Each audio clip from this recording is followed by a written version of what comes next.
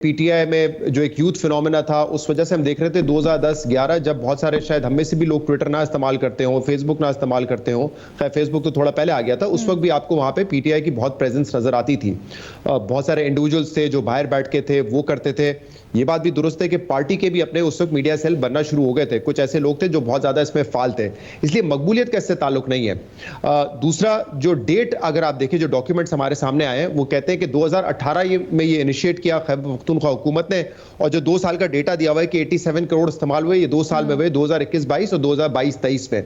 यानी कि 2018 में ये इनिशिएट किया, जबकि 2013 में भी खैबर पख्तूनख्वा में पीटीआई की हुकूमत थी, तो उस वक्त भी नहीं हुआ था। तो मेरे ख्याल से क्योंकि सोशल मीडिया पे एक प्रेजेंस थी,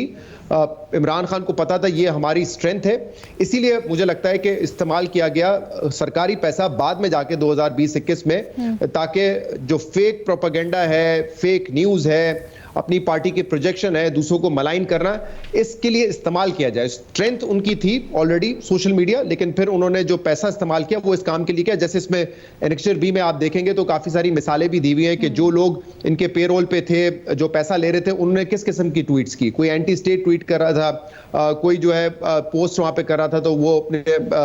मुखालफिन का नेगेटिव के खिलाफ नेगेटिव प्रोपेगेंडा था, फेक न्यूज था। तो मेरे ख्याल से इसको पुश करने के लिए इन अकाउंट्स ने बड़ा अहम किरदार अदा किया है। जैसे महमल ने भी एक एग्जांपल दी कि आप हुकूमत के खिलाफ कोई बात करें तो फौरी से आपके पास अटैक आता था, और आपको पता है कि एक्स हो, फेसबुक हो, इस पे किस तरीके से चीजें वायरल होती हैं, ट्रेंड बनाए जाते हैं कि अगर 5-6 बड़े ग्रुप्स इसको पुश कर रहे हो, तो फिर जो दूसरे लोग हैं पीटीआई के, जिनका शायद इन ग्रुप से कोई ताल्लुक नहीं हो, वो भी उसका हिस्सा बन जाते हैं, और वो चीज मल्टीप्लाई होती रहती है, और चीज इस तरीके से वायरल हो जाती है। और ये महमल ने बिल्कुल दुरुस्त बात की। हम यहाँ पे ये तो हिसाब लगा सकते हैं कि वफाकी हुकूमत हो, सोशल मीडिया हो, किसी सूबे का, वो कितना पैसा खर्च कर रहा है, लेकिन जिनके साथ पीटीआई का गठजोड़ था, वहां बैठ के जो अकाउंट चलते थे, वो तो शायद पैसे का हिसाब बजट में आता ही नहीं है, तो वो हम ना कभी इस पर बात करेंगे, ना कभी हमारे सामने आएगा। लेकिन अकाउंटेबिलिटी अगर करनी चाहिए तो सबकी करनी चाहिए, जहां हुकूमतों की होती है, सियासी हुकूमतों की, व गैर सियासी जो कुव्वतें हैं, उनके भी जो पेड ट्रोल्स थे, उन्होंने बड़ा अहम किरदार अदा किया। और आप अक्सर देखते थे कि बल्कि 4-5 साल तो हमने देखा ही है ना, कि अगर आपने कोई चीज पीटीआई के खिलाफ बात की है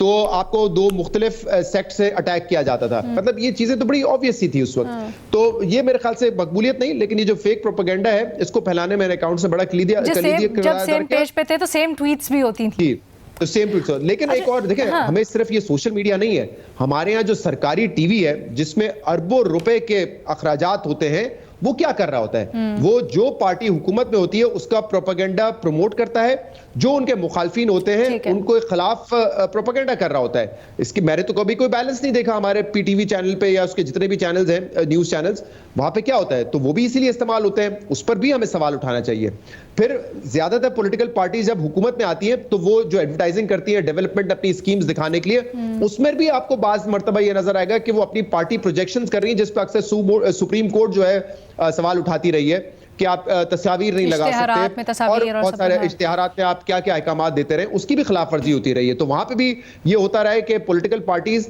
अपनी प्रोजेक्शन कर रही होती है, डेवलपमेंट स्कीम्स की प्रोजेक्शंस के नाम पर अपने मुखालफिन को जो है अटैक किया जाता है। ये पीटीवी वगैरह के शोज देख लें, अगर आपको वहां पे कोई बैलेंस नहीं नजर आएगा, आपको ये लगेगा जो भी मुखालिफ है उस पार्टी का, उसको अटैक किया जाएगा। तो ये चीजें भी हो रही होती हैं।